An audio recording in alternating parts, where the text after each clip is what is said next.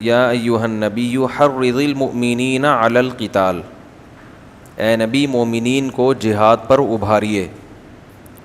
ان یکم منکم 20 صابرون، پھر اللہ نے بتایا کہ اگر تم 20 ہوگے، یغلبوا 200 تو 200 پر غالب آؤ گے، یعنی دشمن تم سے 10 گنا زیادہ ہو اور تمہاری قوت 10 گنا کم ہو تو اللہ تمہیں دشمن پہ غلبہ عطا کرے گا۔ تو اس سے کیا پتہ چلا کہ دشمن سے اگر ہم 10 گنا کم ہیں طاقت میں تو ایسے موقع پہ بھی لڑنا فرض ہے، اس سے کم اگر طاقت ہے تو پھر لڑنا فرض بولو بھائی نہیں ہے، کیونکہ پھر اللہ کی مدد کا وعدہ نہیں ہے۔ یہ فقہاء نے مسئلہ لکھا ہے۔ آپ کہہ سکتے ہیں اسلام میں تو بہت سی ایسی لڑائیاں ہوئی ہیں کہ 10 گنا سے بھی کم طاقت تھی، تو وہ خود سے نہیں لڑی گئی ہیں، وہ اللہ کی طرف سے مسلط ہو گئی۔ جیسے 20 آدمی آپ اکیلے کو پکڑ کے مارنے کے لیے قتل کرنے آئیں گے تو پھر تو مجبوراً مرتا کیا نہ کرتا، تو اس میں تو یہ شرط نہیں ہے کہ میرے میں لڑنے کی، تو مرنا تو ہے ہی، تو مرنا ہی جب ہے ہی تو آدمی کہ چلو ایک آدھ کو ٹپکا کے ہی مروں تو اچھا ہے۔ لیکن خود سے لڑائی کرنا، خود سے کسی سے پہل کرنا، تو اس کے لیے اللہ نے صحابہ کو شرط بیان کی کہ تم سے دشمن 10 گنا زیادہ ہوگا تو میری مدد تمہارے ساتھ ہو جائے گی، طاقت اور قوت کی بنا پہ شکست نہیں ہوگی۔ تو اس سے علماء نے استدلال کیا کہ ابتدائے اسلام میں اگر صحابہ کرام کی طاقت 10 گنا کم تھی اور دشمن ان سے 10 گنا زیادہ طاقتور تھا تو ان پر جہاد کیا ہو گیا تھا؟ فرض۔ لیکن پھر بعد میں یہ آیت منسوخ ہوئی۔ وہ کیا منسوخ ہوئی؟ الآن خفف اللہ عنکم وعلم ان فیکم ضعفا، اب تم میں کچھ کمزوری پیدا ہو گئی ہے، ایمان کی جو پاور، جو طاقت اور جو تقوی اور للہیت پہلے تھی اس میں کچھ، کیونکہ نئے نئے لوگ بھی مسلمان ہو رہے تھے نا صحابہ کے دور میں، تو جو فتح مکہ سے پہلے مسلمان ہوئے ان کا ایمان کچھ اور، تو اللہ نے کہا کہ 10 گنا کم، باقی تقوی اور للہیت سے کام چلے گا۔ جو 9 گنا طاقت کم ہے نا، اس کی کمی کس سے ہوگی؟ تمہاری استقامت، تمہارا صبر اور تمہارے تقوی سے۔ لیکن بعد میں اللہ نے کہا اب تم میں کچھ کمزوری پیدا ہو، کیونکہ بہت سے نئے نئے لوگ مسلمان ہوئے تھے جن کی وہ قربانیاں نہیں تھیں جو صحابہ کی تھیں، تو اب اللہ نے کہا اب تم کیا ہو گئے ہو؟ کمزور۔ یعنی وہ بات نہیں رہی ہے، کیونکہ نئے نئے لوگ مسلمان ہوئے تھے جن کی وہ قربانیاں نہیں تھیں۔ فرمایا وَعَلِمَ أَنَّ فِيكُمْ ضَعْفًا فَإِن يَكُن مِّنكُم 100 صَابِرَةٌ يَغْلِبُوا 200، اب تم میں اگر 100 صبر کرنے والے ہوں گے تو 200 پہ غالب کر دوں گا۔ وَإِن يَكُن مِّنكُمْ 1000 يَغْلِبُوا 2000، اگر 1000 ہوں گے تو 2000 پہ غالب کر دوں گا، اب بِإِذْنِ اللہ، اپنے حکم سے۔ کیا مطلب؟ اب طاقت کا توازن آدھا اگر ہو، تم ان سے کمزوری میں آدھے ہو اور وہ تم سے ڈبل ہے۔ تمہاری آرمی کی تعداد مثال کے طور پر 6 لاکھ ہے اور ان کی 12 لاکھ، تمہارے پاس کلاشن کوفیں 50,000 ہیں، ایک مثال دے رہا ہوں، ان کے پاس 1 لاکھ، تمہارے پاس میزائل بحری جہاز اتنے ہیں، ان کے پاس اس سے ڈبل، تو بھی غالب کون آئے گا؟ طاقت کی بل بوتے پر تمہیں شکست، اگر تمہیں شکست ہوئی تو تمہاری اپنی حرکتوں کی وجہ سے ہوگی، اسباب کی دنیا میں بھی تم غالب آ جاؤ گے، کیونکہ تم مومن ہو اور وہ مومن بولو نہیں ہے۔ تو اسلام کا بھی تو کچھ فائدہ ہوگا ہی نا، سارا اگر کلاشن کوفو نہیں کرنا ہے تو پھر مسلمان کس بات کے بھائی؟ لیکن اللہ نے کہا شرط یہ کہ تم صبر کرنے والے ہو۔ فوج میں بزدل لوگوں کو نہ بھرتی کر لیا گیا ہو، سارے محلے کے بھگوڑے جو گھنٹیاں بجا بجا کے بھاگتے تھے وہ سارے آرمی میں آ گئے، نیوی جوائن کر لی انہوں نے، اس قسم کا معاملہ نہ ہو۔ صبر کرنے والے، ڈٹ جانے والے ہوں تو ان کی فوج ڈبل ہوگی اور تمہاری آدھی، تو بھی میں تمہیں ان پہ غلبہ عطا کروں گا۔ آپ کو یہ ایک اشکال ہوگا کہ بھئی پاکستان نیوی جو ہے اس کے پاس تو جہاز ان کی نسبت آدھے سے کم ہے، تو پھر تو ہم ان پہ غالب آ ہی نہیں سکتے۔ تو یہ میں اس لیے کہہ رہا ہوں کیلکولیٹر لے کے کہیں ہر جگہ یہ مثال فٹ نہ کریں، اس میں چینجنگ خطے کے لحاظ سے، حالات اور واقعات کے لحاظ سے ہو سکتی ہے، کہ کیونکہ ہمیں ایک چھوٹے علاقے کا دفاع کرنا ہے تو اس کے لحاظ سے ہماری نیوی بہت ہے اور ان کے پاس سمندر بہت زیادہ ہے، تو ان کو ویسے ہی یعنی سرحدوں کی حفاظت کے لیے زیادہ نیوی چاہیے۔ سمجھ رہے کہ نہیں سمجھ رہے؟ تو ایک لم سم اللہ نے اصول اور ضابطہ بیان کیا ہے، لم سم ایک اصول اور ضابطہ یہ ہے کہ تم آدھے ہو اور وہ تم سے ڈبل, تو طاقت اور اسباب کی دنیا میں تمہیں شکست نہیں ہوگی, اگر ہوگی تو تمہارے اپنے اعمال کی وجہ سے ہوگی. تو اس لیے فقہا نے یہ لکھا ہے کہ اگر فقہا نے یہ استدلال کیا کہ اگر مسلمانوں کے پاس آدھی طاقت ہو اور دشمن کے پاس ڈبل, تو بھی مسلمان پہ لڑنا, بولو بھائی, فرض ہے. وہ پھر جہاد سے بزدلی کی اس کو اجازت نہیں ہے. لیکن اگر اس سے بھی کم طاقت ہے پھر خود پنگا لینا اس کی اجازت نہیں ہے. یہ آج بہت سے لوگوں کو اس کا علم نہیں ہے. وہ یہ کہتے ہیں کہ بس گھس جاؤ, پڑ جاؤ, مار دو, یہ کر دو. اب ایک طاقت سے کیا ہوتا ہے؟ غزوہ بدر میں 313 تھے, وہ 1000 تھے. جب ان کی مدد آ سکتی ہے تو ہم, تو طاقت کا جو توازن ہے نا اس وقت اسلامی ملکوں کا اور غیر مسلم ممالک کا, زمین آسمان کا فرق ہے. تو اس لیے تمیز اور شانتی اور امن اسی میں ہے کہ تمیز سے ہنسی خوشی زندگی گزارو اور اپنے ملک کو مضبوط بنانے کی کوشش میں لگے رہو, پنگے بازی نہ کرو. سمجھ رہے ہو؟ تو یہ منصوص ہے یہ آیت. اور میں نے پوری نبی صلی اللہ علیہ وسلم کی سیرت تفصیل سے بیان کی تھی کہ آپ نے کیسے شروع میں اپنے ڈیفنس پہ اکتفا کیا ہے, دفاع پہ اکتفا کیا ہے. بہت عرصے کے بعد جا کے پھر جب ایک پاور مل گئی, ایک لشکر تیار ہو گیا, پھر جا کے تو اس سے پتہ چلتا ہے کہ گراؤنڈ ریئلٹی کو سامنے رکھ کر فیصلہ کرنا ہے, جذبات سے کام نہیں لینا. تو اس وقت پوری دنیا میں جتنا امن قائم ہوگا اسلام اتنی تیزی سے پھیلے گا, اور اگر بدامنی پھیلی تو اس کا سب سے بڑا نقصان کس کو ہے؟ مسلمانوں کو, کیونکہ مسلمان کمزور ہیں اور پٹیں گے. تو میں مانتا ہوں کہ بہت سی دہشت گردوں کی جو کارروائیاں دنیا میں ہوتی ہیں اس میں مسلمان نہیں ہوتے, لیبل اسلام کا ہوتا ہے, لیکن بعض دفعہ مسلمان بھی ہوتے ہیں اس میں جو اسلام کا غلط استعمال کر رہے ہوتے ہیں, اور ان چند لوگوں کی وجہ سے ہر ایک پر سختیاں آتی ہیں, پھر ہر ایک پر مصیبت آتی ہے, سب پر, پورے ملک کا امن خراب ہوتا ہے. تو یہ جائز نہیں ہے. ہاں ایسی جگہ جہاں آپ کو اپنے دفاع کے لیے لڑنا پڑے, کوئی خام خامے آ کے آپ کو مار رہا ہو, جیسے بعض خطے ایسے ہیں دنیا میں جہاں مسلمانوں کو بلا وجہ کوٹا جا رہا ہے, تو وہ اپنے دفاع میں تو لڑے گا نا بھائی. وہ تو بلی بھی کو بھی جب کہیں راستہ نہ ملے نا بھاگنے کا, اور وہ دیکھ رہی, وہ بھی حملہ کرتی ہے اپنے سے زیادہ طاقتور پر, اتنی سینس تو اس میں بھی ہوتی ہے. تو ایسی کہیں سچویشن ہو وہ تو پھر مرتا کیا نہ کرتا, اس میں ہم دنیا میں کوئی بھی یہ نہیں کہے گا کہ کوئی تمہیں کوٹنے آ رہا ہے تو چوڑیاں پہن کے بیٹھ جاؤ, بولو میرا سر حاضر ہے, آپ پھوڑ دیں جتنا چاہیں پھوڑ دیں, کیونکہ میں تو کچھ کر نہیں سکتا, اس کی اجازت نہیں ہے.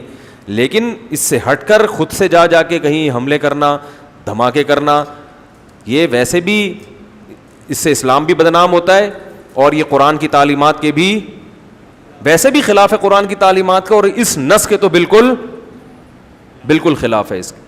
تو ہمیں گراؤنڈ ریئلٹی کو بھی دیکھنا ہے. ایک عالم بیان میں کہہ رہے تھے کہ ہم لوگ خود کفیل نہیں ہیں ابھی, ہم تو جہاز دوسروں سے لے رہے ہیں. آپ کو پتہ ہے ایک اسلامی ملک ہے, اس کو جہاز دیے امریکہ نے, تو انہوں نے امریکہ سے جہاز خریدے ہیں. امریکہ نے اس میں پاسورڈ لگایا ہوا ہے کہ وہ جہاز فلاں اتنی حدود سے باہر جا ہی نہیں سکتا, اور اس کی ریپیئرنگ بھی امریکہ. تو یہ تو کس کا حال ہے؟ اسلامی ملکوں کا حال ہے. یعنی آپ لڑنے کے لیے ایک ایک چیز ان سے لے رہے ہو, تو وہ ایسی چیزیں آپ کو تھوڑی بنا کے دیں گے کہ آپ خود ہی انہی کو پیٹنا شروع کر دو. وہ تو ہر چیز میں آپ کو کنٹرول میں رکھیں گے. ہاں پاکستان اللہ کا شکر ہے بہت حد تک اپنے پاؤں پہ کھڑا ہو گیا ہے, بہت حد تک ہوا ہے, 100% پاکستان بھی نہیں ہوا. تو جذباتی باتوں سے بات نہیں بنتی, یہ کر دو وہ کر دو, گراؤنڈ ریئلٹی کو دیکھ کر سینس سے بلکہ یہ تو دنیا میں ہر جگہ چلے گا. ایک صاحب مجھے کہنے لگے یہ ویڈیو سینٹر جگہ جگہ کھلے ہوئے ہیں, انڈین فلمیں بک رہی ہیں, یہ ہو رہا ہے. میں نے کہا کیا کروں میں؟ کہہ رہا ہے یار یہ غلط ہو رہا ہے. میں نے کب کہا کہ صحیح ہو رہا ہے؟ کہہ رہے ان کو بند کرواؤ. میں نے کہا جاؤ تھانے میں جا کے رپورٹ کراؤ, ان کو بند کر دو. کہہ رہے وہ تھانے والے خود فلمیں دیکھتے ہیں. میں نے کہا پھر بند ہو جائے گا جب وہ خود فلمیں دیکھ رہے ہیں. تو کہنے لگا پھر کیا کروں؟ میں نے کہا کچھ بھی نہیں, تبلیغ میں جاؤ, ان کو جا کے محبت سے پاؤں دباؤ, دعوت دو, بھائی دین کی طرف آ جاؤ. اس سے زیادہ آپ کچھ بھی ہیں بھائی نہیں کر سکتے. جو چیز اپنے آپ میں پاور نہیں ہے, آپ میں جب آپ پولیس میں جاؤ گے نا, جب آپ بن جاؤ گے ملک کے صدر اور ساری اسمبلی بھی آپ کے مطلب کی ہوگی, پھر آپ قانون استعمال کرنا اور ڈنڈا چلانا. تو جب تک نہیں ہے تمیز امن شانتی کے ساتھ. اب میں ایک دفعہ بس میں آ رہا تھا, وہ لانگ روٹ پہ, تو گانے لگا دیے, تو ایک خاتون جوان عورت تھی, وہ کھڑے ہو کر زور زور سے بیچاری, اپنے تو اس کے جذبات اچھے تھے, چیخنے لگی بند کرو اس گانے کو. لوگوں نے بھی اس عورت کا ساتھ دیا, مگر ہوا کیا, ان نالائقوں نے بند کرنے کے بجائے اس خاتون کو اتار دیا. غلط کیا 100%, بند کر دینے چاہیے تھے. لیکن غلبہ کس کا ہے دنیا میں؟ بے دینوں کا ہے. غلبہ بے دینوں کا, نہیں سنی جائے گی آپ کی بات. یا تو بس میں اکثریت آپ کا ساتھ دے رہی ہو, اکثریت تو کہہ رہی ہوتی ہے لگاؤ, 2-4 ہوتے ہیں نماز کے لیے نہیں روک رہے ہوتے کم بخت, اس پہ تو میں کہتا ہوں لازمی لڑو, نماز قضا ہونے نہ دو. ابھی اتنا کمزوری نہیں ہے کہ وہ ڈرائیور جو ہے نا نماز بھی قضا, اس کو بولو بھائی گانے لگانا آپ کا اپنا مسئلہ تھا, ہم تو نہیں پسند کرتے اس کو, لیکن میں اپنی ذاتی معاملات میں میرا نماز قضا ہو جائے جو اسلام کا رکن ہے, یہ ہم قضا نہیں ہونے دیں گے. تمہارا باپ بھی گاڑی روکے گا, ٹھیک ہے نا, اس میں تھوڑا لڑا کرو اس سے, اور اس میں لوگ آپ کا ساتھ بھی دیں گے. تو گھر میں بھی ایسا ہی ہوتا ہے کہ ہر اپنے اختیارات کو دیکھ کے اپنے بچوں کو آرڈر دینا چاہیے, بیوی کو آرڈر دینا چاہیے, بیوی کو بھی چاہیے اپنی اختیارات کو دیکھ کے شوہر سے لڑے, یہ دیکھے کہ اگر اس نے مجھے چھوڑ دیا تو افورڈ کر سکتی ہوں میں. اتنی زیادہ فنڈر گیری کے سالوں کو بلا کے شوہر کو پٹوا دینا اور پھر وہ طلاق دیتے, پھر ساری زندگی یہ روتی پھرتی ہائے کیا ہو گیا. تو ہر آدمی کو چاہیے پہلے یہ دیکھیں میرے پاس اختیارات کتنے ہیں, اس کے حساب سے پھڈے بازی کی کوشش کرے. سمجھ رہے ہیں, اس کے حساب سے. وہ حجاج بن یوسف جو تھا نا, وہ ایک دفعہ کہیں بازار میں نکلا ہوا تھا, تو ایک ایسی بیچارہ چھوٹا سا کوئی چپڑاسی ٹائپ کا آدمی بیچارہ, حجاج نے ڈھاٹا باندھا ہوا تھا نا, پہلے زمانے میں بادشاہ وہ ڈھاٹا باندھ کے نکلتے تھے, ایک عزت سمجھی جاتی تھی کہ ہم اپنا چہرہ نہیں دکھاتے کسی کو. تو حجاج نے ویسے ہی یہ دیکھنے کے لیے کہ میرے بارے میں اس کی کیا رائے ہے, حجاج نے جا کے اس سے پوچھا کہ حجاج بن یوسف کیسا آدمی ہے. اس نے کہا بڑا بے غیرت آدمی ہے, بڑا ظالم آدمی ہے, ہزاروں لوگوں کو قتل کر دیا اس نے, خدا پوچھے گا اس سے قیامت میں ملے گا, دیکھتا ہوں میں بڑی برائیاں کی. حجاج ایسا آدمی تھا کہ وہ گردن اڑانے سے کم کوئی کام, وہ تو بس تلوار نکالا اڑا دو, یہ تھا. ذرا سا کوئی اس کے خلاف بولے قتل. تو حجاج کو آیا غصہ کہ میرے خلاف بول رہا. حجاج نے ہٹایا ڈھاٹا اور کہا تو جانتا ہے میں حجاج بن یوسف ہوں. وہ بندہ بڑا ہوشیار تھا. اس نے کہا دیکھو مسئلہ, ایک منٹ ذرا بات سنو, تلوار نکالنے سے پہلے کیا ہے, ذرا بات سنو آرام سے, ذرا صبر سے. مسئلہ یہ ہے کہ 24 گھنٹے میں نا مجھے ایک بیماری ہے, اس بیماری میں یہ ہوتا ہے کہ ایک دورہ پڑتا ہے مجھے, جو بہت اچھا ہوتا ہے اس کو میں برا کہنا شروع کر دیتا ہوں, جو برا ہوتا ہے اس کو میں اچھا کہنا شروع کر دیتا ہوں. یہ دورے چڑھتے ہیں میرے اوپر. تو ابھی مجھ پہ وہ دورہ چڑھا ہوا تھا. اتنے اچھے آدمی کو میں اس بیماری کی وجہ سے کیا کہہ رہا تھا, برا. حجاج کو ہنسی آ گئی نا. اور یہ تاریخ میں کہا گیا ہے کہ بڑا عجیب واقعہ ہے کہ حجاج نے اس کو معاف کر, ورنہ وہ معاف کرتا نہیں تھا. ہنسی آ گئی حجاج کو اس کی 1.5 ہوشیاری پہ, 1.5 ہوشیار. میرے ساتھ بھی ایسا بعض دفعہ ہوتا ہے, میں کہیں جا رہا ہوتا ہوں, ابھی جلدی سے سنا کے ابھی اصل موضوع کی طرف آتے ہیں. میں ابھی کچھ دن پہلے کہیں جا رہا, اپنی گاڑی میں کچھ کام تھا میرا, تو میں نے ایک حلیہ بھی میرا ایسا ہی ہوتا ہے جب باہر جا رہا ہوتا ہوں میں, تو ایک میکینک تھا, اس کو میں نے دکھائی اپنی گاڑی. میں نے کہا یار یہ ذرا دیکھنا بھائی. اس نے گاڑی دیکھی اور مجھے دیکھا, اس کے بعد وہ اپنے کام میں مشغول ہو گیا. مجھے کہتا ہے آپ کی شکل بالکل مفتی طارق مسعود صاحب سے ملتی ہے. میں نے کہا ہاں مجھے لوگ کہتے ہیں. اب میں دیکھنے لگا اس کے دل میں میرے بارے میں کیا ہے, یعنی یہ تو عام ہی آدمی ہے نا, سامنے تھوڑی کوئی بتائے گا آپ کو. میں نے کہا ہاں یار میں بھی ان کے بیانات سنتا ہوں. کہہ رہا ہاں میں بھی سنتا ہوں. میں نے کہا آپ کا کیا کیسے ہے, کچھ ڈھنگ کے آدمی لگتے ہیں کچھ. کہہ رہے میں تو وہ ہوں ذرا بریلوی مسلک کا ہوں, لیکن میں ان کو بھی سنتا ہوں. میں نے کہا اچھا ماشاء اللہ, تو کیسا بیان کرتے ہیں. کہہ رہے بیان تو اچھا ہوتا ہے لیکن یار ایک بات بہت خراب ہے ان کی. اب پوری مجھ سے باتیں کر رہے ہیں وہ. میں نے کہا کیا کہہ رہے مسجد پہ بیٹھ کے لطیفے سناتے ہیں. یار یہ کہاں کا اسلام ہے یار, مسجد پہ بیٹھ پہ ہنسی مذاق کی باتیں. میں نے کہا چلو میں مفتی صاحب سے کبھی ملاقات ہوئی تو کہہ دوں گا کہ یار ایسا نہ کیا کریں. میں نے کہا باقی کوئی مسئلہ ہو. کہہ رہے نہیں باقی تو ٹھیک ہے ماشاء اللہ اچھا بیان کرتے ہیں, لیکن یہ مجھے پسند نہیں آتا ان کا کہ مسجد میں بیٹھ کے لوگوں کو ہنساتے ہیں. پھر گپ شپ ہوتی رہی. بالکل جب اینڈ میں نا میں جانے لگا, میں نے کہا میں وہی ہوں. میرے ساتھ ایسا بہت ہوتا ہے. ایک دفعہ میں اترا گاڑی سے, تو وہ ایک چھولے والا ہے, چھولے چاٹ نہیں ہوتے, ایک آگے کہیں یو پی کی طرف نا ایک چھولے کی وہ ہے, ریڑھی پہ چھولے لگاتا ہے. میں بچپن میں ایک ہمارے پرائمری اسکول میں جب پڑھا کرتا تھا تو وہاں ایک چاٹ والا آیا کرتا تھا, اس کی چاٹ بڑی مزے کی ہوتی تھی. وہ ہاف ٹائم جب ہوتا تھا نا, ہم اس کی چاٹ لے کے گھر سے, پیسے ملتے تھے جیب خرچی کے, اس وقت تو 58 54 ہوا کرتی تھی, تو وہ میں چاٹ لے کے کھاتا تھا اور انگلیاں چاٹتا رہتا تھا. تو بالکل اس کی چاٹ کا وہی ذائقہ تھا, تو مجھے اپنا بچپن بڑا یاد آتا تھا اور وہ وہی ٹیسٹ بالکل. تو میں اپنی گاڑی کہیں کنارے پہ لگا کے نا, تھوڑا سا ہولیا بھی میرا ایسے کچھ پگڑی وگڑی نہیں, ایسا خراما گئے اور وہ پھٹے پہ بیٹھ گئے نا, کیونکہ وہ بیچارے کا سیدھی ریڑھی ہے اس کی, کوئی بڑی ہوٹل تو ہے نہیں, اور بڑے ہوٹل میں وہ ٹیسٹ وہ آتا نہیں ہے, تو وہ ٹیسٹ مجھے وہیں آتا تھا. تو میں نے وہ ریڑھی سے میں نے کہا یار وہ, اور میں اکٹھے 2 لیتا ہوں, وہ اتنا مزہ آتا ہے مجھے, وہ 2 چاٹ لیتا ہوں میں. تو میں وہ پھٹے پہ آ کے بیٹھ گیا وہیں پہ, وہ ایک بینچ سے رکھا ہوتا ہے نا جہاں سارے چرسی ہیروئنچی بھی آتے ہیں وہاں پہ, اور ہر طرح کے لوگ آتے ہیں. تو ہم وہاں منہ نیچے کر کے بیٹھ گئے. اب میں وہ پیالہ رکھ کے بیٹھا ہوں, اور وہ بن جو ہوتا ہے نا ان کا, روٹی جسے کہتے ہیں, وہ لے کے بیٹھ گیا. اتنے میں ایک اور آدمی بھی آ کے بیٹھ گیا. جب آگے بیٹھا مجھے یوں دیکھا, کہتا ہے یار مفتی طارق مسعود سے آپ کی شکل ملتی ہے. اچھا, اس کے تصور میں بھی نہیں کہ میں وہ ہوں. تو میں نے کہا ہاں یار مجھے اور لوگوں نے بھی کہا ہے, کر اوڑے آواز بھی بالکل ملتی ہے, کر اوڑے بالکل وہی آواز ہے یار. میں نے کہا یار لوگ بھی کہتے ہیں, بس کیا کریں. کہہ رہے اور سب سیٹ ہے. میں نے کہا وہ اس کا تصور میں بھی نہیں کہ میں, کیونکہ بہت میرے بیانات سنتا تھا وہ.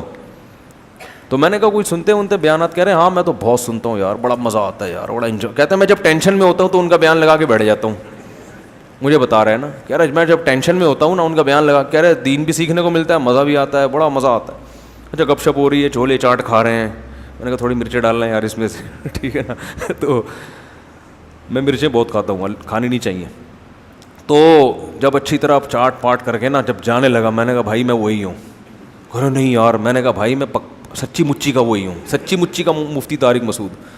تو ایسے قصے ہمارے ساتھ ہوتے رہتے ہیں. تو یہ تو میں نے اس پہ سنایا کہ جیسے حجاج بن یوسف تھا نا, اس کو پتہ نہیں چلا اور اس نے کھل کے اس کے خلاف بولنا شروع کر دیا. تو آپ کے بارے میں لوگوں کے دل میں کیا ہے, یہ جب پتہ چلتا ہے کہ جب آپ کسی سے اپنے بارے میں پوچھو اور اس کو پتہ نہ ہو کہ آپ وہی ہیں.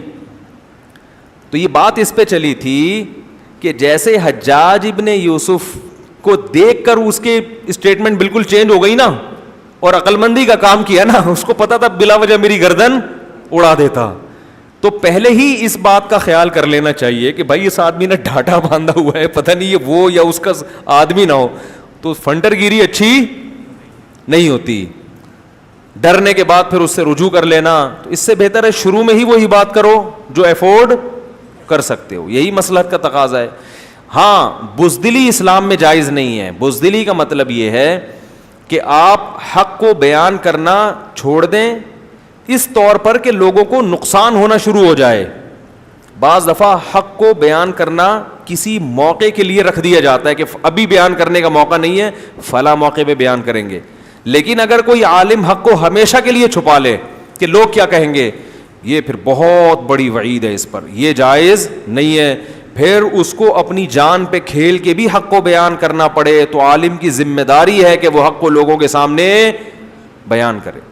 ہاں یہ ضرور ہے کہ ابھی موقع نہیں ہے, بعد میں کریں گے ہم, یہ تو ٹھیک ہے, لیکن کریں گے ہی نہیں یا غلط بیانی شروع کر دیں گے, یہ جائز نہیں ہے. یہ وہ کام ہے جو یہود و نصارہ کے علماء کیا کرتے تھے. اللہ فرماتے ہیں وَإِذْ أَخَذْنَا مِيثَاقَ مِيثَاقَ الَّذِينَ أُوتُوا الْكِتَابَ لَا تُبَيِّنُنَّهُ لِلنَّاسِ وَلَا تَكْتُمُونَ. ہم نے اہل کتاب کے علماء سے ایگریمنٹ لیا تھا. اللہ علماء سے بھی ایگریمنٹ لیتے ہیں. دیکھو یہود و نصارہ کے علماء سے اللہ نے ایگریمنٹ, یہ ایگریمنٹ کس کے ذریعے, پیغمبروں کے ذریعے. پیغمبر اپنے علماء کو کہہ کر گئے تھے کہ لَتُبَيِّنُنَّهُ لِلنَّاسِ, کہ تورات اور انجیل میں جو کچھ لکھا ہے لوگوں کے سامنے کھول کھول کے بیان کرنا ہے, چاہے آپ کے مفاد کے خلاف جا رہا ہو یا آپ کے مفاد کے حق میں جا رہا ہو. وَلَا تَكْتُمُونَهُ, اور اس کو لوگوں سے چھپانا نہیں ہے. اور یہ دیکھو جب ہم قرآن لوگوں کے سامنے بیان کرائیں گے تو قرآن میں احکام کی دو قسمیں ہیں, ایک کا تعلق ہے عقیدے سے, ایک کا تعلق ہے عمل سے. عقیدے کی اہمیت زیادہ ہے یا عمل کی زیادہ ہے؟ بولو نا. عقیدے کی. اب عقیدے کی اہمیت زیادہ ہے تو عقیدے بہت ہیں اسلام میں. ایک توحید کا عقیدہ, رسالت کا عقیدہ, آخرت کا عقیدہ, جنت جہنم کا عقیدہ, فرشتوں کے وجود کا عقیدہ. تو ان میں سب سے اہم عقیدہ کون سا ہے؟ توحید.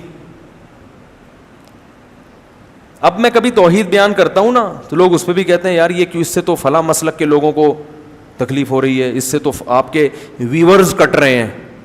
تو میں ان سے کہتا ہوں بھائی اگر یہ بھی بیان نہیں کریں گے, توحید بھی اگر کھول کھول کے بیان نہیں کریں گے تو بہتر نہیں ہے کہ میں بھی ایک چھولے کی ریڑھی لگا لوں؟ کیا ہو گیا؟ یعنی اگر قرآن کی جو ایک تو عقیدے سے اس کا تعلق ہے جس کی اہمیت عمل سے زیادہ, اور پھر عقیدے میں سب سے اہم عقیدہ کیا ہے؟ توحید. اور توحید میں بھی آگے یاد رکھو توحید کی اپوزٹ کیا ہے؟ شرک. توحید کا الٹ کیا ہوتا ہے؟ شرک. تو شرک کی نفی کرنا توحید ہی ہے نا. تو سب سے بڑا شرک پتہ ہے کیا ہے؟ اللہ کے سوا کسی کو مدد کے لیے پکارنا.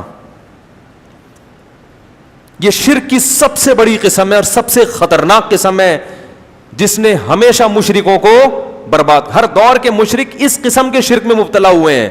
وہ یہ نہیں کہتے تھے کہ اللہ جیسا اللہ بھی کوئی ہے, وہ کہتے تھے جیسے اللہ سے ہم ڈائریکٹ پکاریں تو بھی ٹھیک ہے, لیکن اللہ نے کچھ اختیارات اپنے بندوں کو بھی دے دیے ہیں, ان کو بھی پکارا جا سکتا ہے. اسی شرک کی نفی کے لیے دنیا میں پیغمبر آتے رہے ہیں, اور اسی کے لیے اللہ نے ہم سے ہر نماز کی ہر رکعت میں کہلوایا ایاک نعبد و ایاک نستعین, اے اللہ صرف تیری عبادت کریں گے. اللہ کو پتا تھا یہ عبادت کے مفہوم میں گھما دیں گے بات کو, اس لیے اگلا جملہ کہلوایا ایاک نستعین, مدد صرف تجھی سے. استعانہ مدد کو کہتے ہیں. تو اب یا اللہ مدد کے علاوہ تمام راستے اللہ نے بند کر دیے کہ نہیں کر دیے؟ تو یہ والی شرک کی بھی اگر ہم قسم بیان نہیں کریں گے, مصلحت کا شکار ہوں گے کہ ویورز ٹوٹ رہے ہیں, لوگ خراب ہو رہے ہیں, تو بھائی پھر تو قیامت میں پکڑے جائیں گے. اللہ کہے گا میری وحدانیت بھی اگر تم سے ممبر پہ بیٹھ کے بیان نہیں ہو رہی تھی تو بہتر تھا کہ تم بھی یو پی پہ انڈا موڑ پہ ایک چھولے کی ٹھیلی لگا کے بیٹھ جاتے. تو یہ بڑا خطرناک شرک ہے. ہاں اس پر جو اشکالات ہوتے ہیں کہ پولیس کو بھی تو مدد کے لیے پکارا جاتا ہے, وہ تمام اشکالات کے میں ایک بیان میں جوابات دے چکا ہوں, اس کو سن لیا جائے دوبارہ. تو اس لیے میں کہتا ہوں بھائی اپنے حال پہ ترس کھاؤ, صرف یا اللہ مدد, صرف یا. ہم یہ نہیں کہہ رہے کہ جس نے یا رسول اللہ مدد کہا وہ کافر ہو گیا, نہ. کفر کا فتویٰ لگانے میں بہت احتیاط ہے, کیونکہ ہم اس سے پوچھیں گے تمہارا مطلب کیا ہے اس کا, تو مطلب میں جا کے گہرائی میں کہیں سے بھی کوئی تعویل کھینچ تان کے نکالی جا سکتی ہو کہ ہو سکتا ہے اس کا یہ مفہوم ہو, تو اس کو مومن ہی کہا جائے گا جب تک 100% وہ واضح طور پر نہ کہہ دے. لیکن یہ جملہ بہت ڈینجرس ہے. کفر کا فتویٰ دنیا میں لگانے میں تو احتیاط ہے, مگر آخرت میں اللہ بھی احتیاط سے کام لے گا فتویٰ لگانے میں, ایسا نہیں ہے. وہ تو ہمارے لیے اللہ نے کہا ہے کہ تم دل کے حال نہیں جانتے, اللہ تو دلوں کا حال جانتا ہے. اللہ کو پتا ہے کون کس نیت سے کہہ رہا ہے. تو اس لیے میرے بھائی اپنے حال پہ ترس کھاؤ, اپنے مذہبی رہنماؤں کے کہنے پر توحید کا راستہ نہ چھوڑو. عیسائی بھی اپنے آپ کو توحید پرست کہتے ہیں کہ ہم ایک اللہ کو مانتے ہیں, مگر اللہ کو ان کی توحید قبول نہیں ہے. تو اگر آپ بھی یا اللہ مدد, یا رسول اللہ مدد, یا علی مدد, یا غوث آدم مدد, سارے اللہ کے علاوہ پتہ نہیں درجنوں لوگ ہیں, اور یا رسول اللہ انظر حالنا, اے نبی ہمارے حالت پر رحم کریں, اے نبی ہماری طرف دیکھ, یہیں سے بیٹھے بیٹھے پکار رہے ہیں نبی کو, اور یہ عقیدہ ہے کہ نبی صلی اللہ علیہ وسلم بنفس نفیس ہماری مدد کریں گے, یہیں سے بیٹھے ہوئے ہمارا کلام سن رہے ہیں, اور خود قبر میں سے ہوتے ہوئے ہماری مدد وہیں سے کر لیں گے کیونکہ اللہ نے آپ کو اختیارات دے دی ہے. بھائی یہ شرک ہے. اللہ نے کسی کو کسی کی مدد کا اختیار نہیں دیا. ہاں وہ اختیارات جو اسباب کے دائرے میں آتے ہیں, اسباب جس کی کوئی سائنٹیفک لاجک ہو, جیسے پولیس کو مدد کے لیے پکارے تو موبائل آئے گی اس طرح سے, وہ تو لاجک ہے نا اس کی. ان لاجک جو مدد ہوتی ہے کہ جس میں کوئی ذرائع یا اسباب نہ ہو, یہ مدد صرف کون کر سکتا ہے؟ اللہ. اس کا اللہ نے کسی کو اختیار نہیں دیا. تو ہم نبی صلی اللہ علیہ وسلم کے بارے میں عقیدہ رکھتے ہیں تمام پیغمبروں کے سردار, بلکہ بعد از خدا بزرگ توئی قصہ مختصر, اللہ کے بعد نبی ہی کا مقام ہے. قصہ مختصر. شاعر نے کیسی پیاری بات, شاعر نے کہا تم نبی کی شان بیان کرتے ہو, کہہ رہے میں مختصر بات کر کے گل ویلے دی تے پھل موسم دا قصہ ہی ختم کر دیتا ہوں. بعد از خدا بزرگ توئی, اللہ کے بعد کون ہے؟ پیغمبر. جس کی بھی تعریف کی جائے نا, اس سے اونچا مقام کس کا ہے؟ نبی کا. پھر آپ کسی کی تعریف کریں, زمین آسمان کے قلابے ملا دیں, وہ تعریف نبی کی تعریف نہیں ہوگی, نبی کا مقام اس سے اونچا ہوگا. سب سے اونچے کون ہیں؟ نبی. لیکن اختیارات نہیں ہیں, بگڑی نہیں بنا سکتے کسی کی, کسی کو اولاد نہیں دے سکتے, کسی کو روزی نہیں پہنچا سکتے, کسی کی بگڑی نہیں بنا سکتے, اور چاند کے 2 ٹکڑے نہیں کر سکتے. لوگ کہتے ہیں چاند کے 2 ٹکڑے بھی تو وہ نبی نے نہیں کیے, وہ اللہ نے کیے ہیں. نبی کو حکم تھا اشارہ کر دیں میں ٹکڑے کر دوں گا. تبھی نبی سے مشرکین اور بھی معجزوں کا مطالبہ کرتے تھے, آپ یہ کریں آپ یہ کریں. نبی نے فرمایا کہ سبحان ربی هل كنت الا بشر رسولا, میں تو انسان ہوں بھائی, میں یہ نہیں کر سکتا کہ یوں اشارہ کروں نہریں جاری ہو جائیں, میرے میں اختیارات تھوڑی ہیں. تو اللہ نے کر دیے تھے ٹکڑے, اللہ نے مجھے حکم دیا تم آپ اشارہ کریں تو میں کر دوں گا. تو جب اللہ کرنا چاہتا ہے, میں نے اشارہ کیا اللہ نے کر دیا, اب اللہ نہیں چاہ رہا تو میں کہاں سے کروں گا بھائی, نہیں ہو سکتا. یہ جگہ جگہ نفی کی گئی ہے, جگہ جگہ نفی کہ میں نہیں کر سکتا, میں انسان ہوں. وَلَوْ كُنْتُ عَالَمُ الْغَيْبِ لَاسْتَكْثَرْتُ مِنَ الْخَيْرِ, اگر میرے پاس اللہ کی طرح غیب کا علم ہوتا, مجھے سب پتا ہوتا مستقبل میں کیا ہونے والا ہے, تو مجھے تو کبھی کسی قسم کا کوئی نقصان ہوتا ہی نہیں. یہ میں قرآن کی آیتیں پڑھ رہا ہوں آپ کے سامنے, 2 ٹوک عقیدہ قرآن نے بیان کیا, اس میں کوئی کنفیوژن باقی نہیں رکھی ہے. ما کانا کا وما یکونو, جو پہلے ہو چکا سارا کچھ نبی کو اس کا بھی علم تھا, جو بعد میں ہوگا اس کا بھی علم تھا. تو غلط ہے بھائی یہ عقیدہ. جتنا اللہ نے بتا دیا اس کا نبی کو علم ہے. ہاں وہ اللہ نے ہم سے بہت زیادہ بتایا ہے. علماء مثال دیتے ہیں کہ ہمارے علم اور نبی کے علم کی مثال دریا اور قطرے کی ہے. جیسے دریا میں ایک قطرے کی نسبت دریا کی طرف ہو تو کوئی حیثیت ہے, تو اتنا اللہ نے علم دیا ہے نبی کو ہماری نسبت. لیکن اللہ کے علم اور نبی کی مثال پھر دریا اور قطرے کی ہے. سمجھ رہے ہیں؟ کتنی جگہ قرآن میں آتا ہے یسألونک عن الساعہ, یہ لوگ آپ سے پوچھتے ہیں قیامت کب آئے گی, نبی کہہ دو علمھا عند ربی, مجھے نہیں پتا کب آئے گی, اللہ کو پتا ہے. سب باتوں کا آپ نے نہیں بتایا, بہت سی باتوں میں آپ نے کہا مجھے علم نہیں ہے.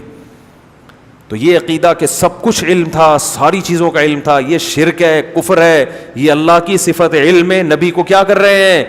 شریک کر رہے ہیں. تو اپنے ایمان کو بچاؤ, توحید کے بغیر مغفرت کا امکان نہیں ہے. چاہے راتوں میں تہجد کے محراب بنا دو ماتھے کے اوپر, چاہے رو رو کے پاگل ہو جاؤ, اللہ نہیں مغفرت کرے گا. 2 ٹوک الفاظ میں کہہ دیا اللہ نے. پہلے اللہ کو اللہ سمجھا جائے گا تو پھر اللہ سے مانگا جائے گا. تبھی اللہ نے کہا مانگنے سے پہلے بھی کیا, ایاک نعبد و ایاک نستعین کا اقرار. حدیث میں, بخاری کی حدیث ہے, نبی صلی اللہ علیہ وسلم نے فرمایا کہ بندہ جب سورہ فاتحہ پڑھتا ہے تو کہتا ہے الحمدللہ رب العالمین, تو اللہ تعالیٰ بندوں سے کہتے ہیں حمیدنی عبدی, میرے بندے نے میری حمد و ثنا کی ہے. وہ سکھائی بھی اللہ نے. جب کہتا ہے الرحمن الرحیم تو اللہ کہتے ہیں اثنا علی عبدی, میرے بندے نے میری ثنا خوانی کی ہے, مجھے رحمان اور رحیم کہہ کے پکارا ہے.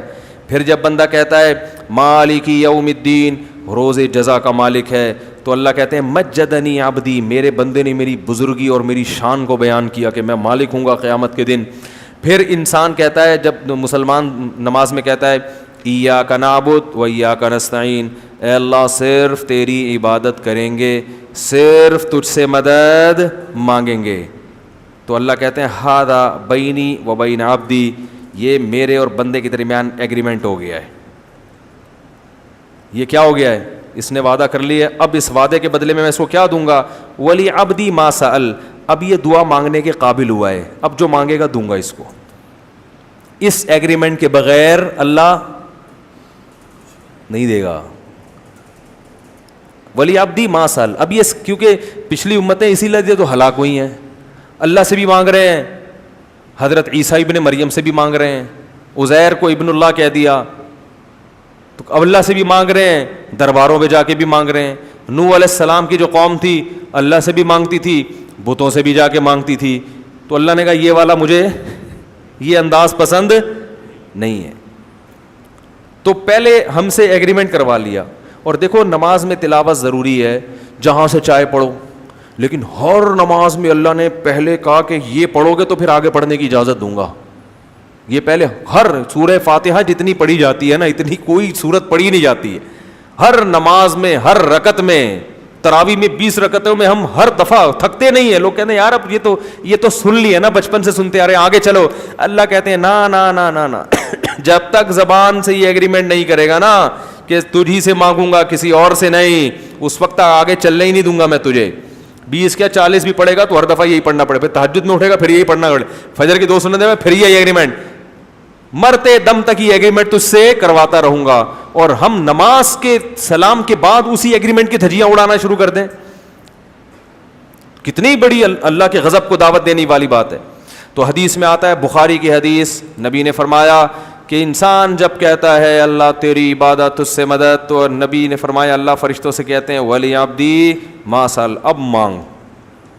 پھر اللہ کو پتا تھا کہ الٹی سیدھی چیزیں نہ مانگنا شروع کر دے نا, اتنا اہم موقع ہے, اللہ کی رحمت جوش میں ہے, ہمیں اختیار دے دیا جاتا تو ہم کہتے ہیں اللہ تھوڑی تنخواہ بڑھوا دے میری, اے اللہ ذرا ٹرائی کیا ہوا ہے, مان نہیں رہے ابا اس کے, منوا لے, اے اللہ یہ کر دے وہ کر دے, بحریہ ٹاؤن میں 3 پلاٹ دلا دے. یہ دنیا کے کھلونے مٹی کے, ان پہ ہم عاشق ہو جاتے. تو اس لیے اللہ نے کہا کہ اتنا بڑا ایگریمنٹ کیا, میرا دل اتنا خوش کیا, تو اب بڑی چیز مانگو. کیا اہدنا الصراط المستقیم, سیدھے راستے پہ چلا دے. سیدھے راستے پہ چل گئے تو بحریہ ٹاؤن میں پلاٹ نہ ملے تو بھی جنت, مل جائے تو بھی جنت.